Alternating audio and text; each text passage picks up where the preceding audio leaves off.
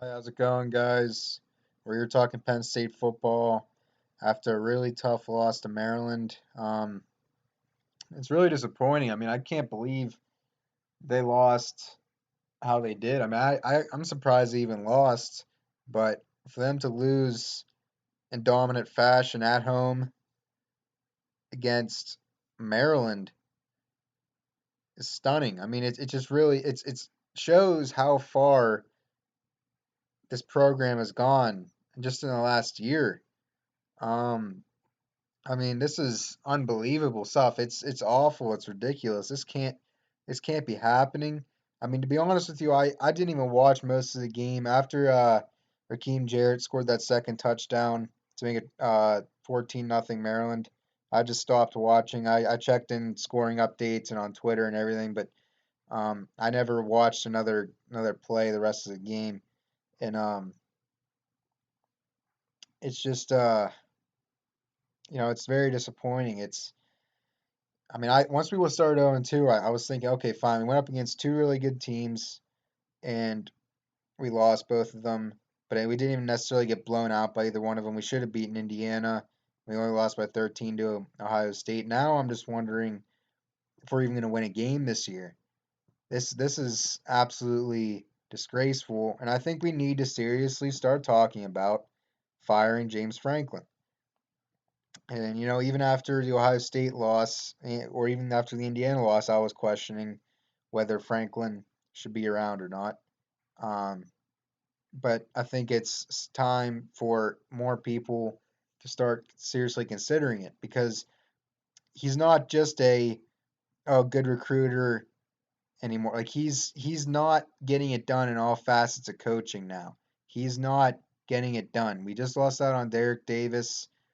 We have a horrible recruiting class this year, the worst recruiting class since the sanctions first hit, and our future looked really uncertain. I think back into the 2012 recruiting class, but this is the worst one I think since then, and this is awful. I mean, this is ridiculous.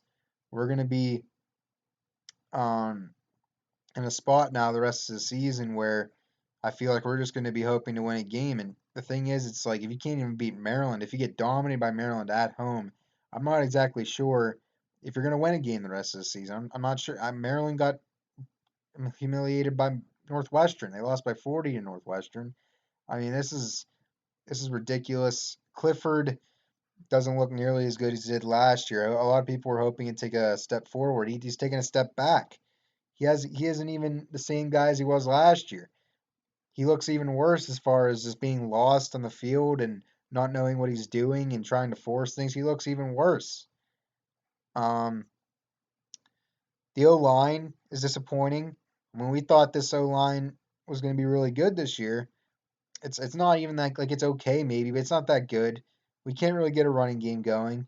I mean that probably it probably doesn't help that we have Journey Brown and Noah Kane out, but still we've recruited well enough at that position that we should be able to run well against Maryland.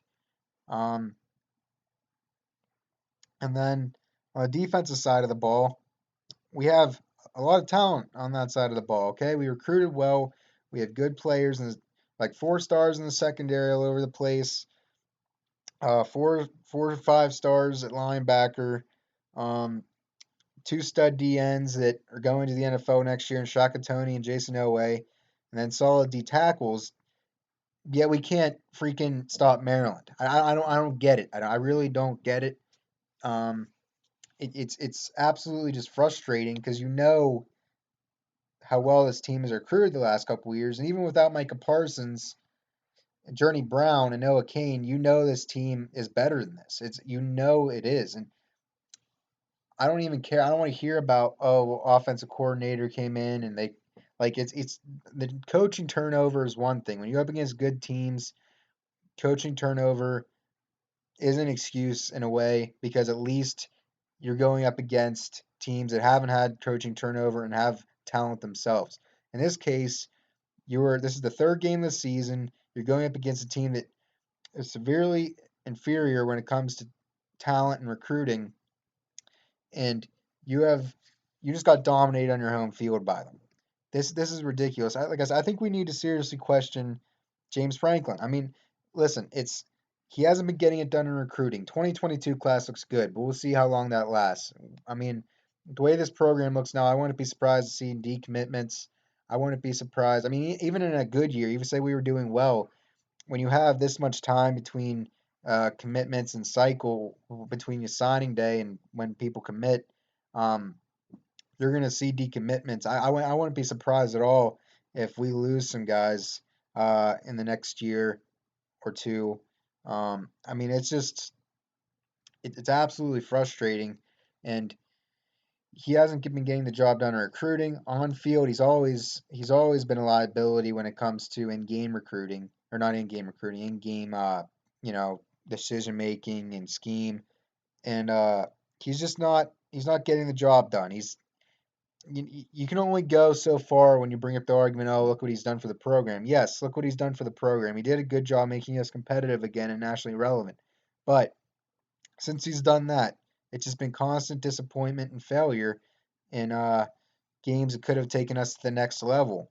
He wants to talk about that elite approach.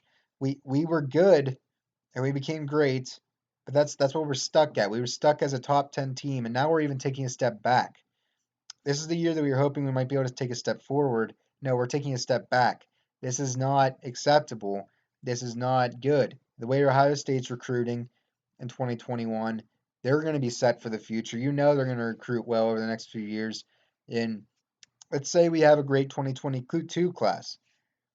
We're still probably not going to be, as terms of talent wise, as good as Ohio State as far as okay, well they have the 2021 class and we have a bad 2021 class. And if we're comparing ourselves to Ohio State, which that's what we should be because we want to win the Big 10 and get to the playoff, that's what we have to do. And next year I think a lot of people are looking at next year and they're saying, okay, we have potentially bringing back almost everybody. Who knows? We might even get Journey Brown back and Noah Kane will come back next year. So we should be a lot better in terms of experience.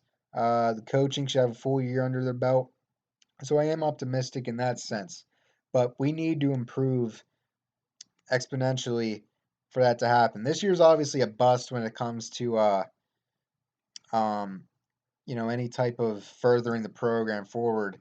But we can't go 0-8 or 0-9 or 1-8 or whatever. Like we can't do that. We gotta the players in the room, the captains, whatever, they need to make sure that they come together and say, no, this is unacceptable. Obviously we're not a good team this year, but we need to at least play for some freaking pride and go out and have a solid record at the end of the year so we don't look freaking embarrassing. I mean, we haven't had a losing season since I think maybe 2004. It was 2003, 2004, something like that. And even during the sanction years, we figured out ways to have winning seasons.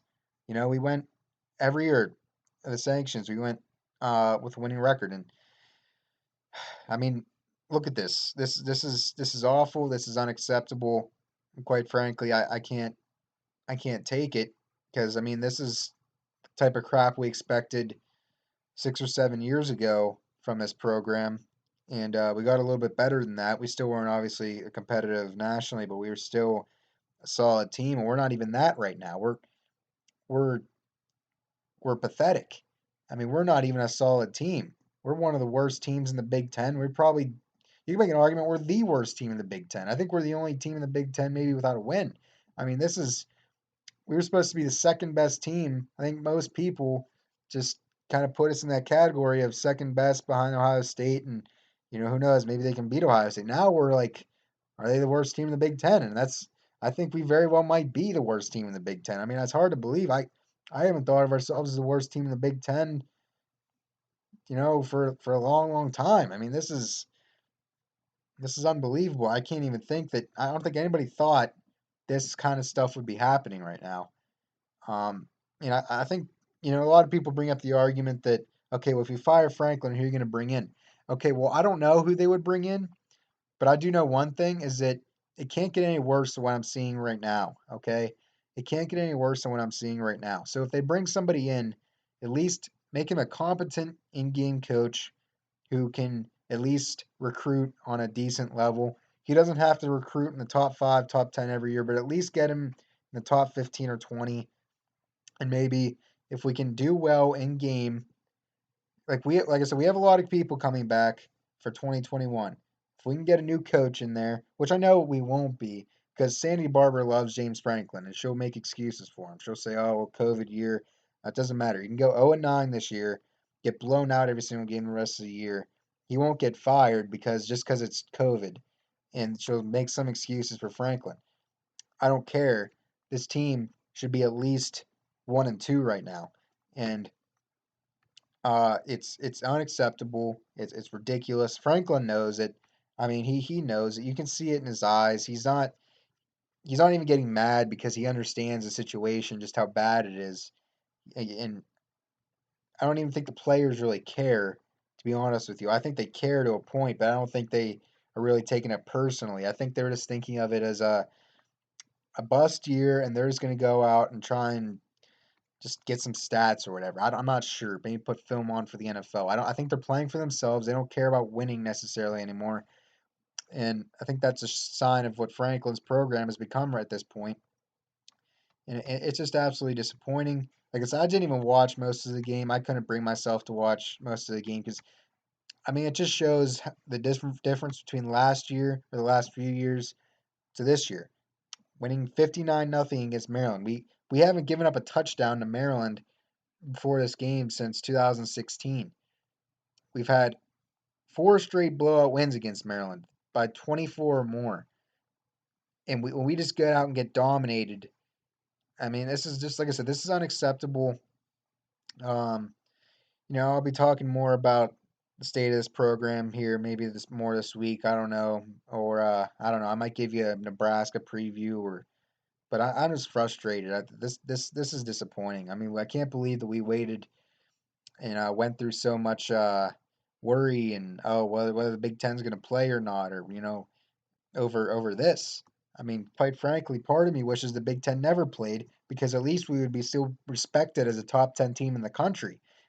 I mean, think about it. If the Big Ten didn't play, we would be 0-0 right now. Still respected. I mean, my gosh. I mean, I hate to say this, but man, maybe we shouldn't have played this season because geez, we would be in a better spot as a program than we are right now. All right. Well, thank you guys. Talk some more this week, maybe at some point. We are Penn State.